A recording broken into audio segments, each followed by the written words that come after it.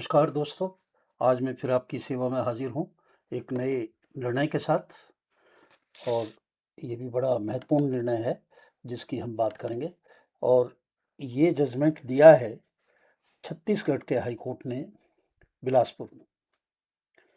और केस का जो टाइटल है वो है Lakshmi Narayan Patel and another versus state of Chhattisgarh and others.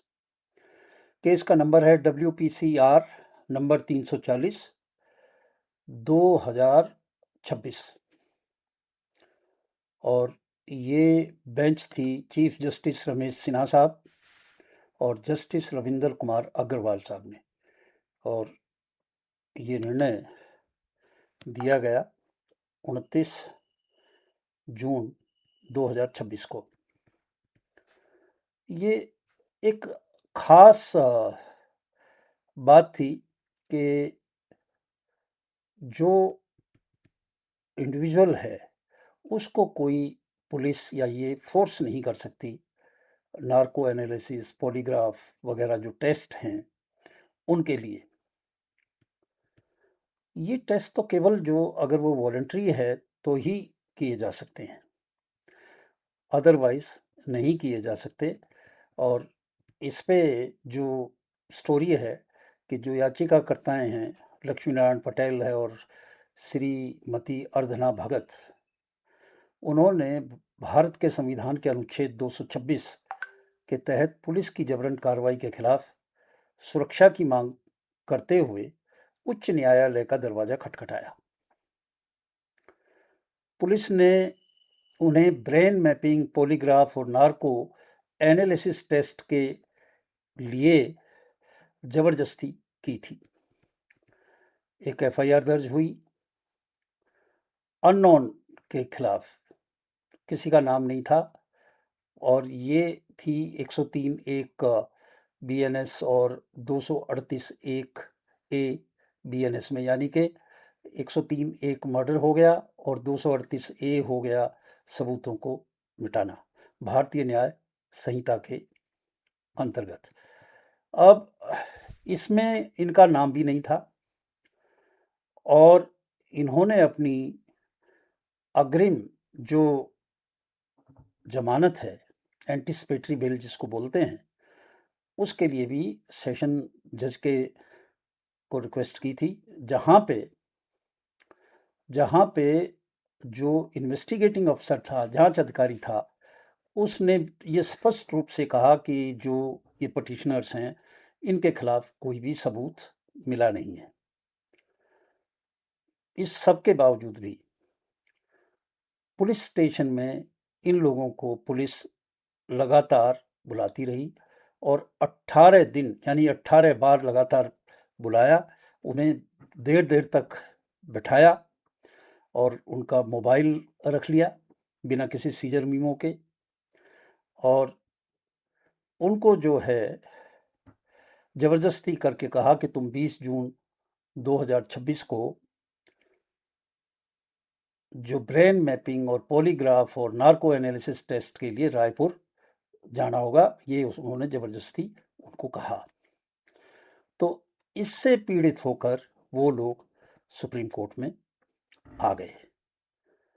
अब पुलिस का ये मनमाना व्यवहार था, अवैध था, दुर्भावनापूर्ण था, क्योंकि भारत के संविधान के अनुच्छेद 20(3) में आत्मदोषारोपण के खिलाफ अधिकार है। यानी कि मैं कोई भी गवाही या कोई भी ऐसा काम नहीं करूँगा जो मुझे ही जो है दंडित करे। ये मुझे अधिकार है भारत के संविधान में। और व्यक्तिगत स्वतंत्रता का अधिकार तो है ही आर्टिकल 21 में। और दूसरा, उनके मोबाइल बार बार लिए तो वो उनकी संपत्ति थी, तो आर्टिकल 300A का भी उल्लंघन था।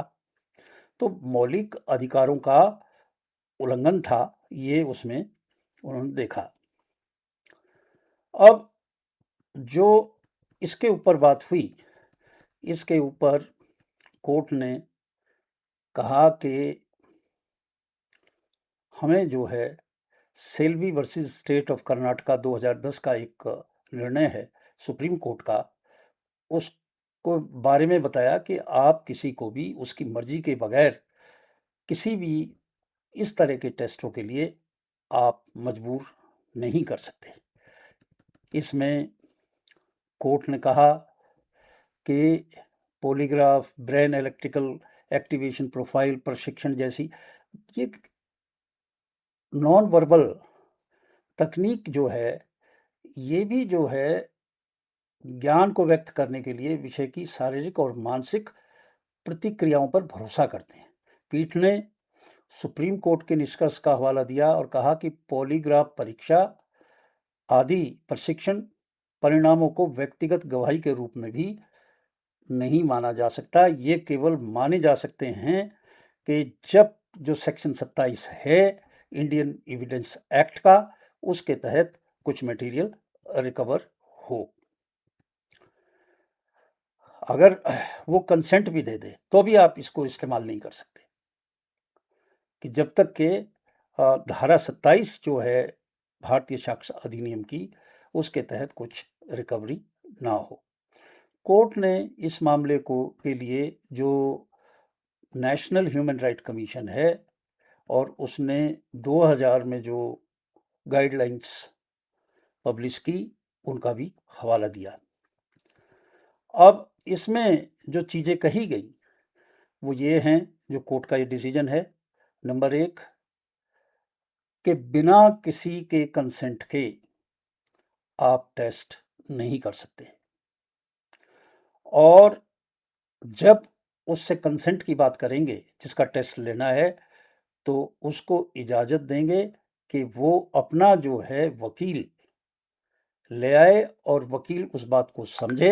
हो सकता है कि वो व्यक्ति इन बातों को ना समझ रहा हो, तो वकील को बुला के का भी उसको अधिकार होना चाहिए।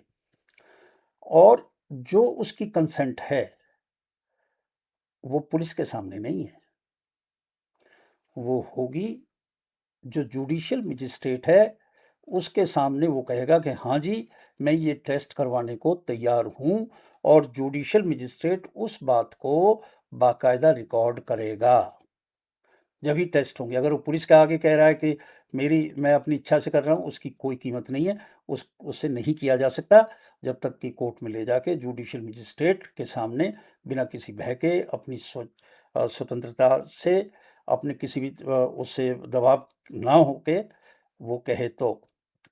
और जो रिकॉर्डिंग होगी उस टेस्ट की, जो टेस्ट होगा, तो वहाँ पे पुलिस नहीं होगी, वहाँ पे जो है इंडिपेंडेंट एजेंसी होगी, स्वतंत्र एजेंसी होगी।